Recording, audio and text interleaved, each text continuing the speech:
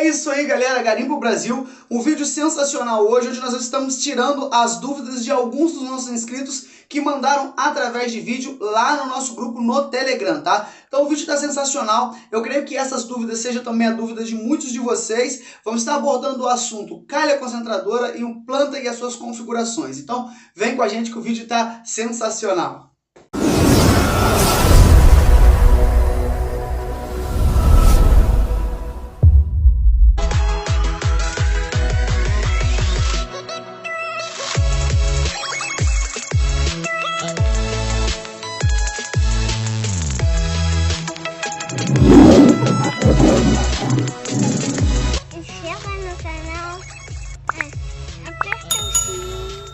Deixa um like.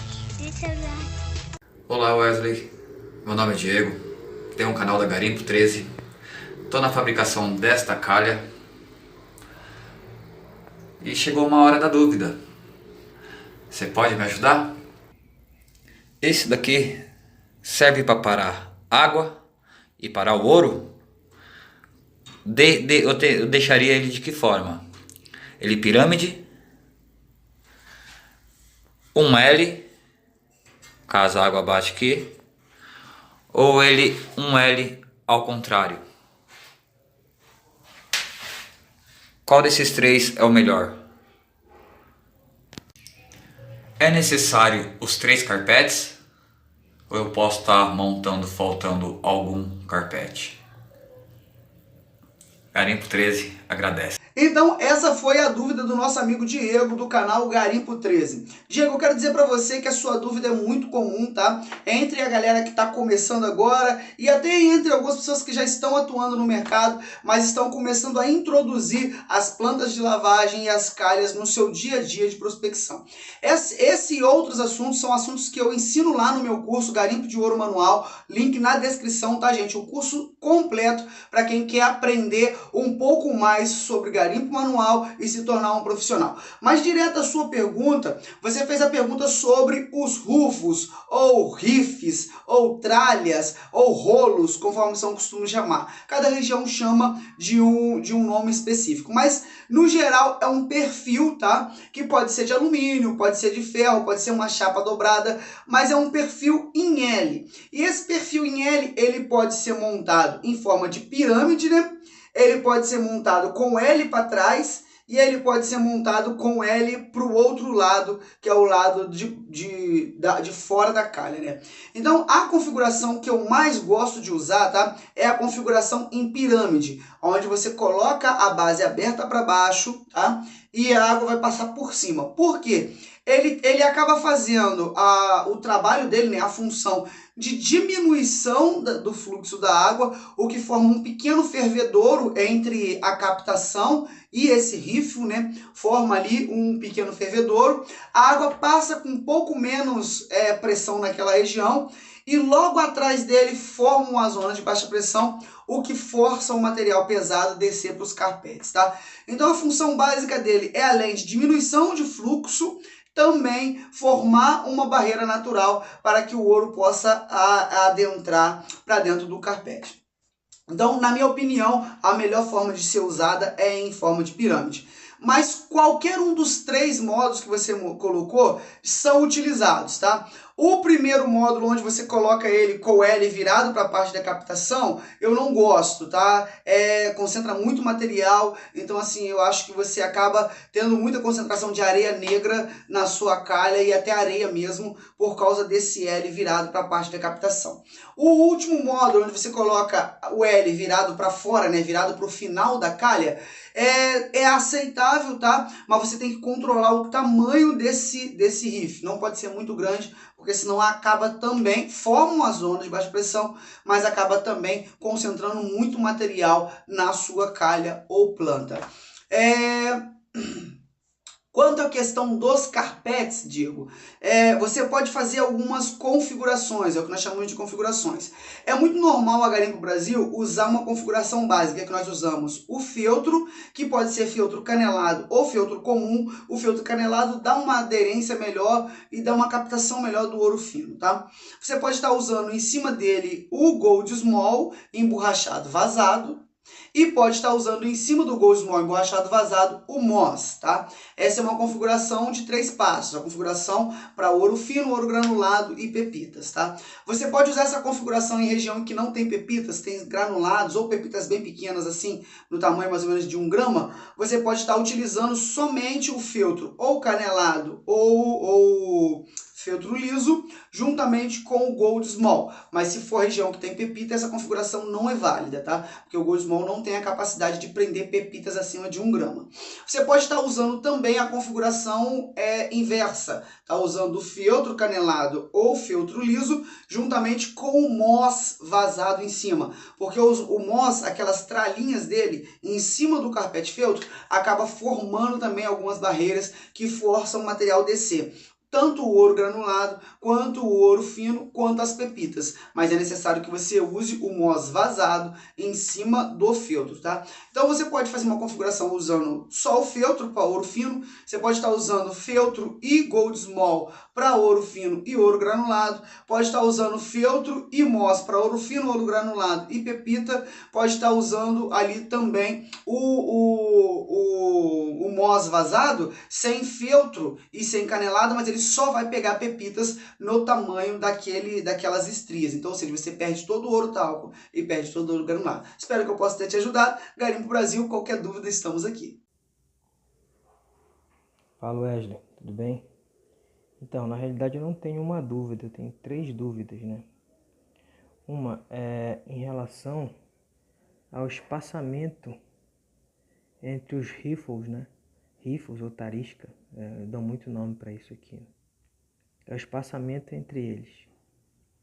Outra, no espaço de 1 metro mais ou menos de calha, quantos eu posso colocar? Né? E a terceira é com relação à altura dos riffles.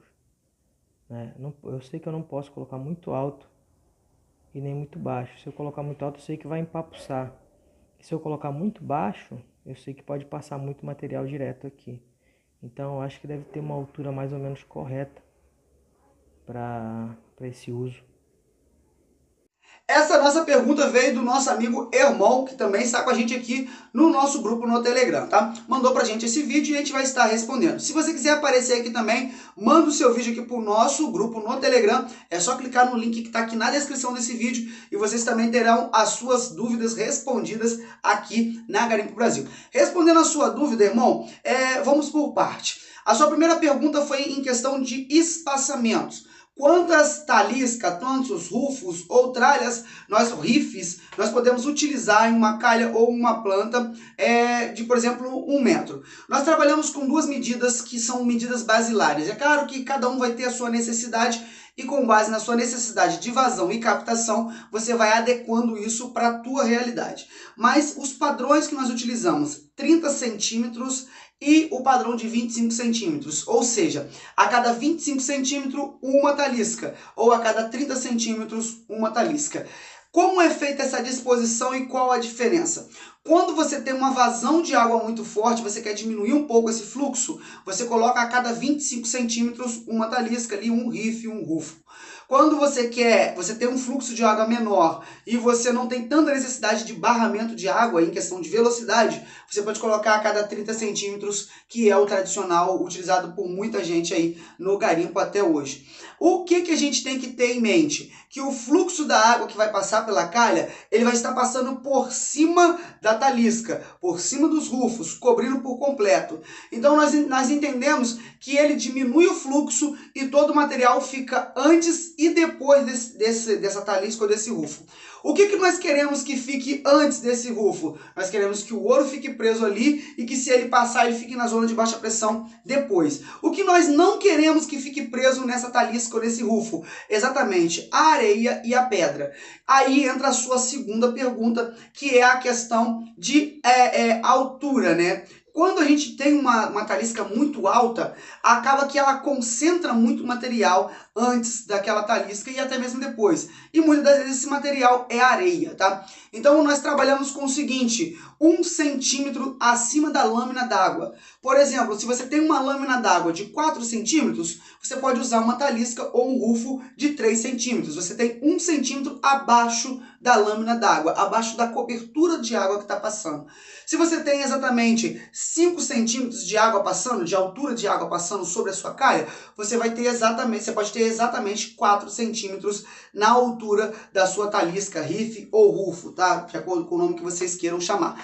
Para que isso? Para garantir que a água consiga lavar todo o material que está sendo jogado na sua caixa de captação, na sua base de coletagem lá em cima, e que todo aquele material vai fluir igualmente por toda a calha, tendo assim a disponibilidade de sair. Se a água estiver na mesma altura do rife, ou o rife estiver acima do nível da água, você com certeza terá um empapuçamento e uma captação horrível do seu metal, do seu ouro.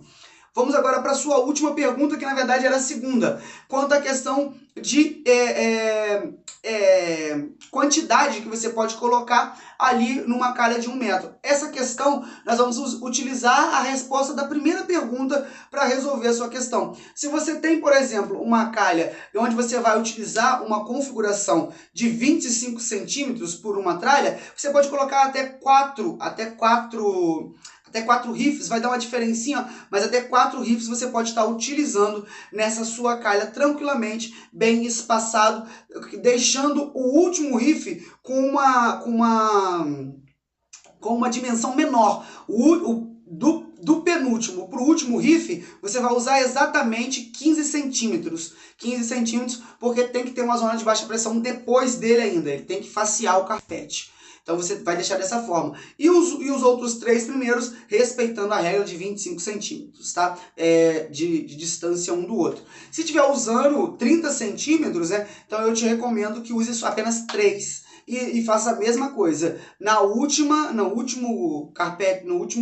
tralha que você for utilizar nos carpetes, que você utilize ele agora com 20 centímetros de distância. O resto com 30 e o último com 25, para que tenha ainda um refaceamento baseando no carpete, tá? E ainda tem uma zona de baixa pressão após o seu último riff, ou o seu último rufo, tá? Espero que eu tenha te ajudado. Se precisar de alguma coisa, estamos aqui para te ajudar.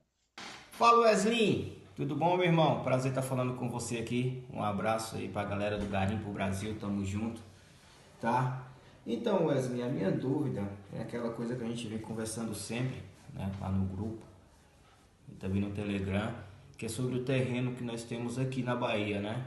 Que é um terreno que foi trabalhado no ano de 1700, né, pelos escravos e o bandeirante, né, Bento Silva, onde tem a estrada real, né? Essa estrada real foi utilizada para poder levar esse material, esse ouro que era extraído daqui, levar até o porto do Rio de Janeiro, e do Rio de Janeiro era levado de navio até Portugal, certo? E a minha dúvida é sobre esse trabalho escravo, de que forma que era realizado, né? Quais os tipos de material, de equipamentos que ele tinham para poder fazer essa extração.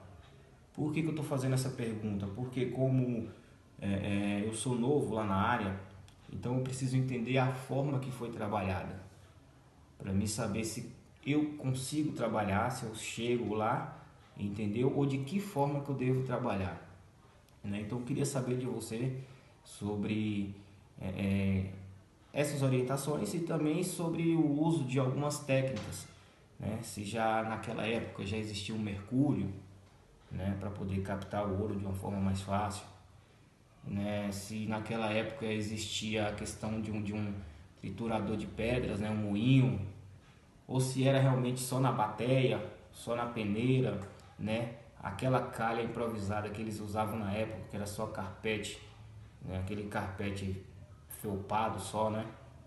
Não existia essa tecnologia de hoje. Então essas dúvidas vai nos deixar um pouco mais confortável em relação de saber trabalhar em certos ambientes, né? Até saber em compensação, se compensa ou não. Porque o trabalho escravo, ele é um trabalho, né, árduo, doído, e naquela época, né, os chefões lá, eles não deixavam, eu acredito que não deixavam deixar passar, eles pegavam tudo mesmo, né? Então minha dúvida é em cima disso, e gostaria muito de agradecer ao Garimpo Brasil, porque está me trazendo muitos conhecimentos, está me transformando em relação a me tornar um futuro garimpeiro. E o meu sonho é me tornar um garimpeiro manual. Não quero mexer com tecnologias, não quero mexer com ferramentas que facilitam, não. Entendeu? Eu quero extrair da forma correta, da forma manual, da forma que sempre foi feita. Até para evitar, né, esse crime ambiental que nós somos tão perseguidos.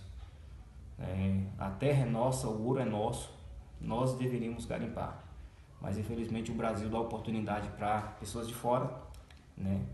E as grandes empresas do Canadá, dos Estados Unidos e da Austrália chegam aqui e carregam tudo que é nosso, né? E da China. Então é complicado, mas agradeço demais pelo espaço, tá? E aguardo sua resposta, meu irmão. Valeu, Wesley, valeu Wanderson, sou seu fã, cara. E pra gente encerrar com chave de ouro, essa pergunta sensacional do nosso amigo DJ Alonso, tá? Muito obrigado, DJ, que deixou aqui pra gente essa pergunta maravilhosa. Na verdade, eu coloquei em 3 destacamentos, né, a resposta pra você, tá, DJ? E eu vou estar abordando equipamento, moinho e calha, tá? Nós vamos estar abordando esse assunto e eu vou falar também um pouquinho de rentabilidade. Então, a sua pergunta é sensacional. Eu não tenho tanto acesso ao histórico garimpeiro da Bahia em si, né? Ao histórico garimpeiro da Bahia, mas esse garimpo ele acontece basicamente simultaneamente no Brasil. Então, nós temos São Paulo, nós temos Minas Gerais e nós temos também a Bahia, tudo com um histórico de garimpo e no geral, faceando meio século cada um deles. Na verdade, quando nós vamos pegar, vamos tirar por base aqui, o final do século XVII, início do século XVIII, em Minas Gerais, né? E toda a questão do ciclo do ouro, a extração e as minas, nós temos que entender o seguinte: conforme você mesmo disse, era um trabalho que era muito feito por escravos. Os escravos, a maioria das minas aqui de Ouro Preto, por exemplo, elas tiveram um grande papel, os escravos tiveram um grande papel na extração. Você visita algumas das igrejas aqui de Ouro Preto e você vê as igrejas riquíssimas, com muito ouro, e não sabe às vezes que toda aquela mão de obra de extração era mão de obra escrava. E realmente, os senhores queriam que fosse tudo extraído. Mas as ferramentas, e nos leva à questão ferramenta e equipamento, elas eram bem rudimentares. Primeiro que aqui no Brasil naquela época não se dominava a arte da metalurgia, não se dominava a arte de fabricações de ferramenta com metais, tá? Esse material, em algumas vezes, era vindo da Inglaterra, tá? Chegava através de navios aqui, vindo da Inglaterra, e alguns desse material, na verdade, vinha da Inglaterra, em alguns casos, de Inglaterra para Portugal e de Portugal para cá, ou diretamente mesmo. Mas a maioria das ferramentas começaram a ser fabricadas aqui e chegar aqui no Brasil com a chegada dos chineses de Macau, principalmente aqui em Ouro Preto, né? Vamos falar aqui de Minas Gerais. E os chineses de Macau dominavam a arte da metalurgia. Chegaram aqui para afiar ferramentas, trabalhar dessa forma. Então, eles eram muito bons na parte de fazer ferramentas, né, na arte da metalurgia. Então, esse material começou a ser fabricado até aqui mesmo. O que era utilizado? Ponteiras, picaretas, ponteiras longas, né, que eram aquelas ponteironas longas que se vinham com a marreta para marretar. Era um trabalho extremamente manual. Cada mina que tu encontra aqui em Ouro Preto, ou até mesmo aqui perto em Mariana, você vai ver que elas são todas feitas com arte de cantaria, todas bem cortadas, todas bem trabalhadas, que dá a impressão que foi com maquinário, mas não, foi tudo manual, tudo mão de obra escrava. Então, iniciou-se o trabalho, né, não só aqui, como na Bahia, como em São Paulo, de forma extremamente manual. Não se tinha acesso aos equipamentos que nós temos hoje, como PCs, máquinas, perfuratrizes, rompedores. São equipamentos que não existiam na época deles, até porque nem luz elétrica tinha. Nós vamos ver aqui muitos escravos morriam aqui nas minas, né, por causa da inalação de monóxido de carbono, porque eram feitas velas, né, com óleo de baleia, luminárias com óleo de baleia, e aquilo acabava consumindo o oxigênio do ar ali, lançando monóxido de carbono, e muitos morriam ali dentro. Então o que acontece? Era extremamente rudimentar, era extremamente manual o trabalho. Então as ferramentas são esse tipo de ferramenta manual que era utilizado. Moinho não existia, tá? o castigo não, o destino de escravo que ficava cego nas minas, porque era muito comum o cara estar com a picareta marretando a mina. E não existia EPI, não existia material de proteção individual. Esses fagulhos, esses cacos que saíam, que quem já trabalhou aqui dentro de Minas sabe do que eu estou falando, esses cacos espirram muito e eles batiam na vista e em alguns casos o cara ficava cego. Quando o cara ficava cego de uma vista, continuava trabalhando. O cara ficava cego das duas vistas, o que acontecia? Ele era levado para uma área específica da fazenda, onde que ele ficaria pilando as pedras. Era moendo manualmente. Passava o dia inteiro pilando aquelas pedras para depois ser passado no carumbé, que é a bateia que você disse, que era a bateia feita de madeira, né? Era tudo rudimentar, era carumbé o nome, e passava o dia inteiro moendo aquelas pedras para depois as mulheres, as escravas, né? Porque elas que faziam esse trabalho de finalização, as mulheres finalizavam aquele material ali para extrair o ouro. Lembrando que nós estamos falando de um contexto escravagista, né? De um contexto onde os escravos estavam fazendo todo esse trabalho ali, um contexto cultural onde os escravos que estavam trabalhando. Então o moinho era manual mesmo, era na base da mão. E a questão das calhas, tá? Era geralmente as caixas que eles utilizavam, bem rudimentares mesmo, usavam aqueles carpetão, em alguns casos nem utilizavam os carpetão, eles rifavam a caixa todinha, rifava ela com uma madeirinha mais ou menos dessa altura, assim mais ou menos uns 3 centímetros, rifava ela todinha, e o ouro ficava preso ali, ia lavando, o ouro ficava preso, depois eles tiravam essas talinhas, né, esses rifes, botavam uma bateia embaixo, jogava todo esse material ali para baixo para poder estar sendo feita a lavagem. O primeiro processo antes de utilizar esses tarpex era usado uns couro também, era muito utilizado couro de boi, aquele couro felpudo do couro também foi usado, mas antes do couro, antes do carpetão, foi usado também só as tariscas de madeira ali para poder prender o ouro não conseguia passar daquela base e ficava preso, tá? Então era um trabalho extremamente manual, mesmo que os donos naquela época, os senhores de escravos, exigiam a produção, eles não tinham equipamento suficiente para extrair todo o ouro. Então tem muita região que teve mina, teve extração e que ainda tem muito ouro e que ainda compensa ser extraído. O que precisa ter é conhecimento de causa, propriedade de causa, conhecimento específico para que você possa escolher o lugar certo, trabalhar de forma certa, extrair de forma correta. Inclusive, se você quer conhecer um pouco sobre o garimpo de ouro manual, na descrição aqui do nosso vídeo tem um link que vai te levar diretamente ao nosso curso Garimpo de Ouro Manual, o manual mais completo, gente, da internet, que vai capacitar você para ser verdadeiramente um profissional na área de garimpo de ouro manual. Você vai estar investindo em você, no conhecimento que vai transformar a sua vida.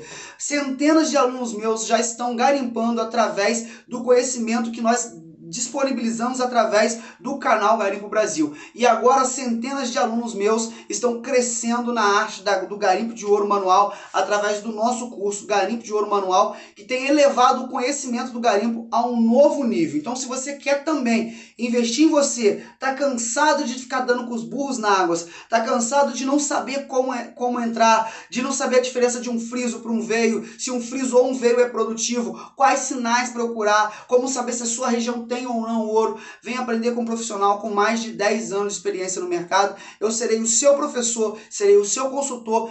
Eu vou te ajudar a ir do nível básico, do nível 0 ao nível profissional na arte do garimpo de ouro manual. Então não perca tempo, só esse mês, em comemoração ao mês dos Dias dos Namorados, nós estamos com o cupom AMOR15, tá? Cupom AMOR15, que te dá 15% de desconto na compra do nosso curso Garimpo de Ouro Manual.